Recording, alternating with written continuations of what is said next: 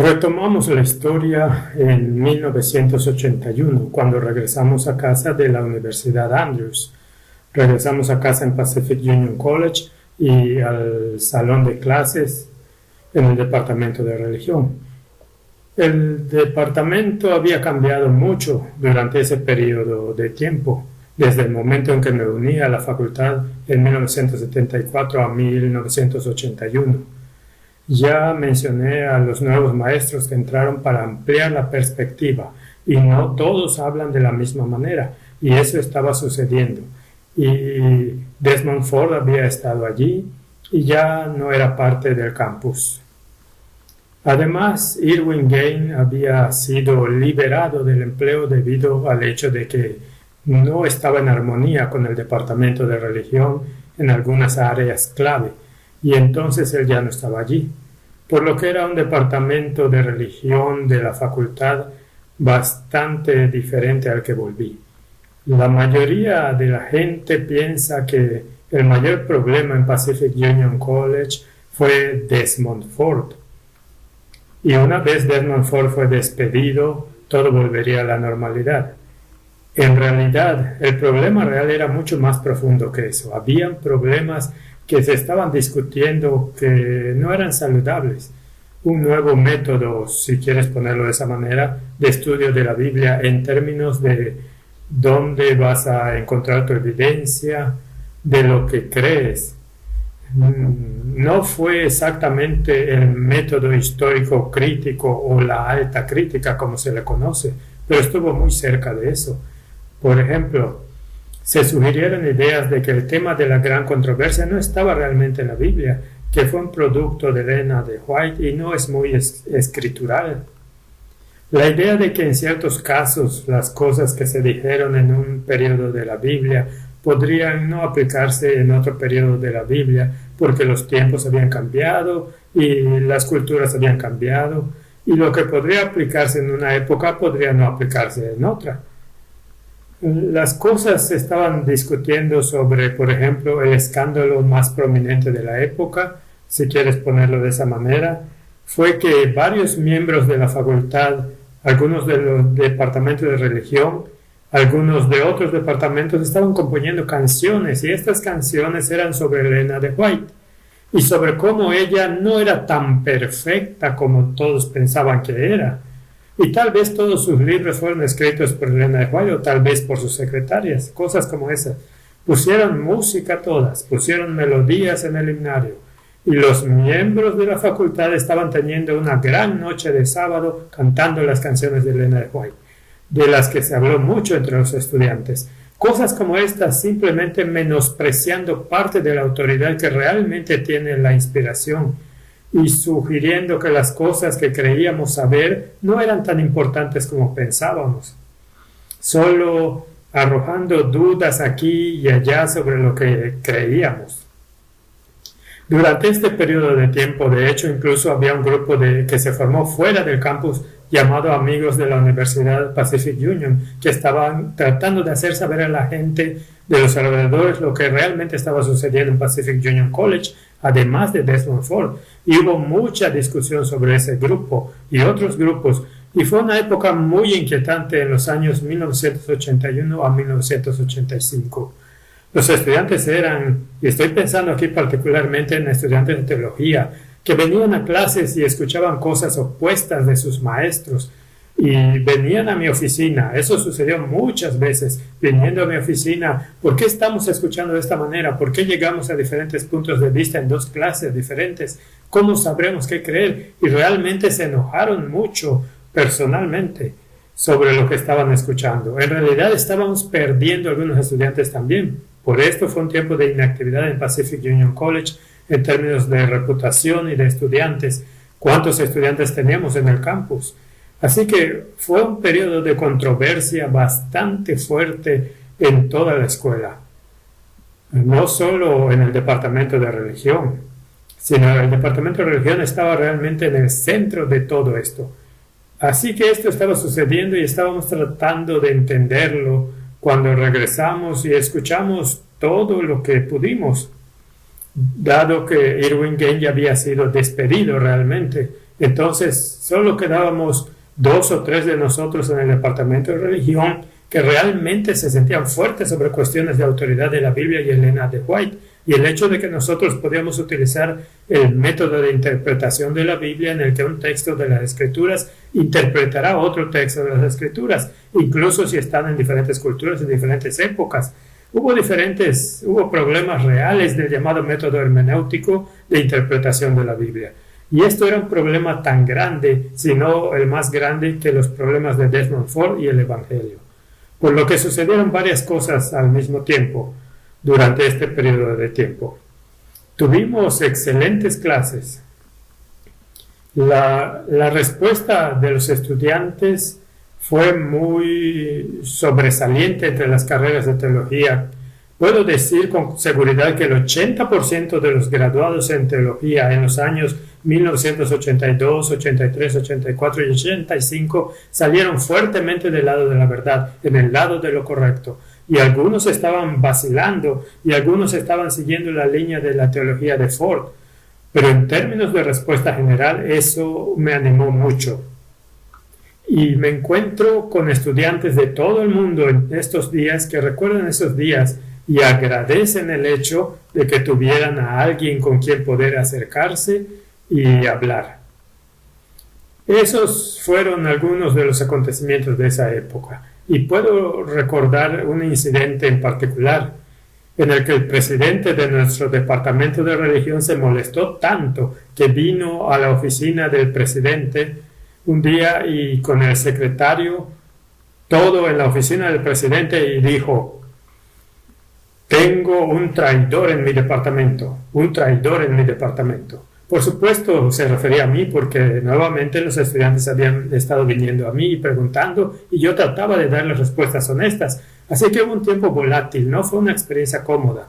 Probablemente la experiencia más difícil por la que he pasado en mi vida, pero hoy alabo al Señor por ello, porque me endureció un poco y probablemente no estaba del todo listo para eso en años anteriores. Pude soportar presiones extremas durante ese tiempo y el Señor, espero que haya guiado, hizo de eso un beneficio en mi experiencia hoy.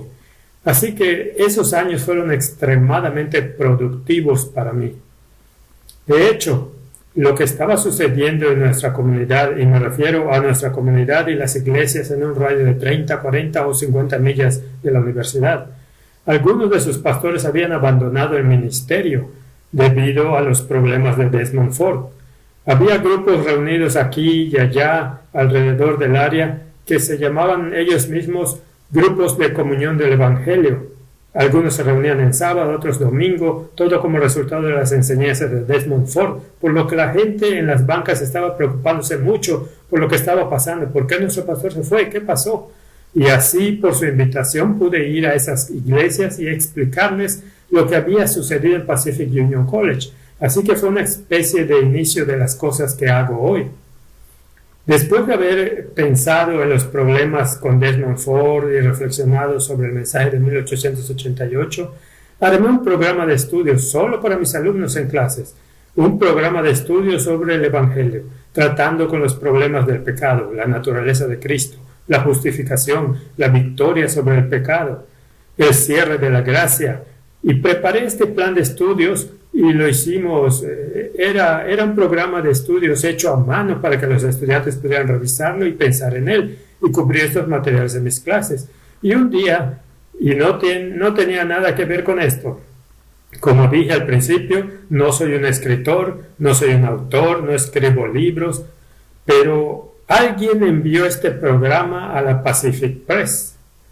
Y fue solo por un individuo en Pacific Press que este plan de estudios se consideró alguna vez para su publicación, y su nombre era Herbert Douglas.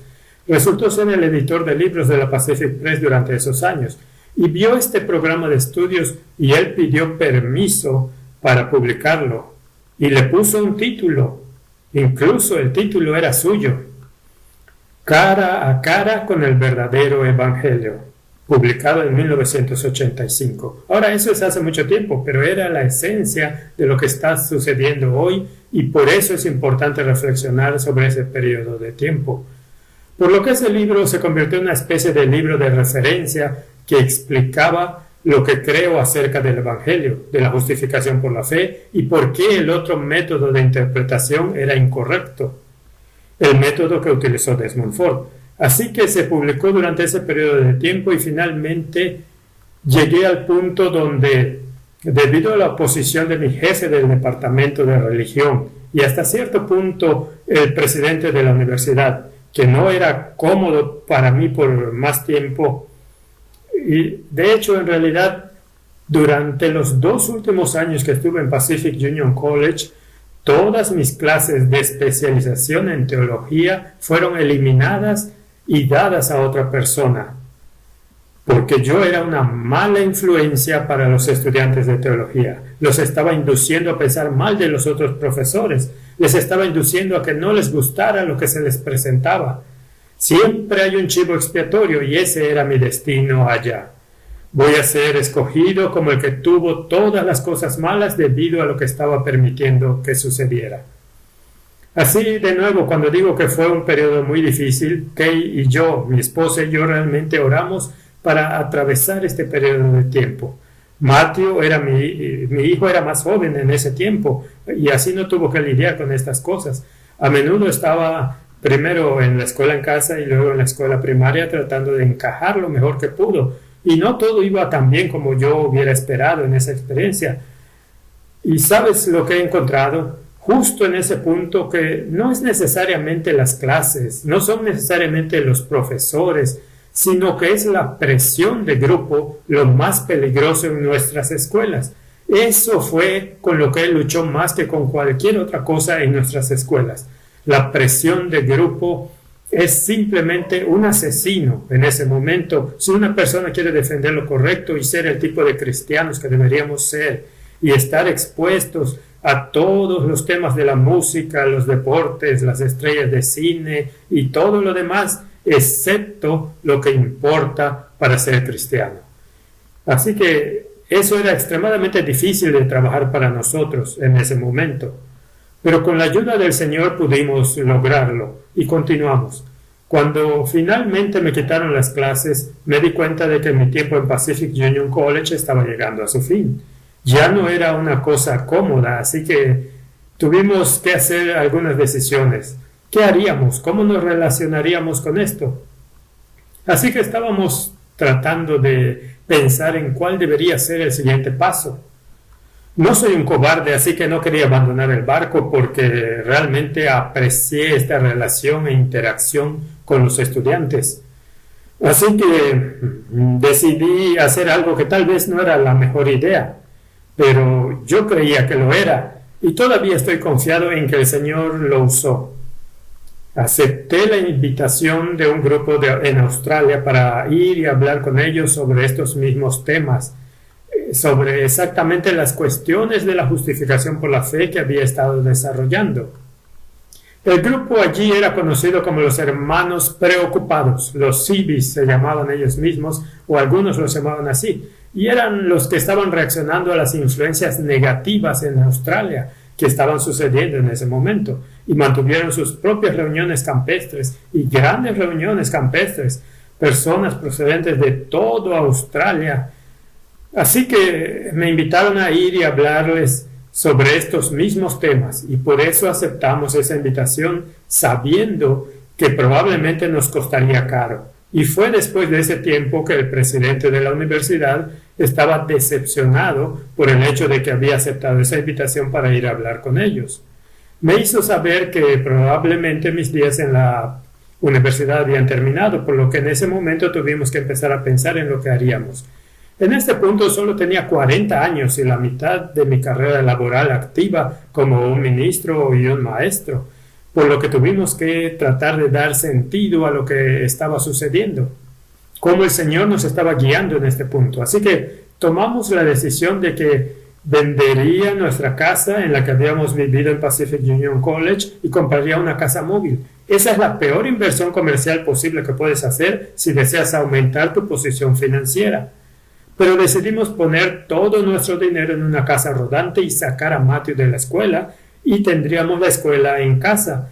juntos durante sus años de escuela secundaria mientras averiguábamos qué hacer. Así que hasta aquí lo dejaremos en este punto y el próximo año sería un año muy lleno de acontecimientos en nuestras vidas y cambiaría la dirección de todo lo que habíamos hecho hasta ese momento.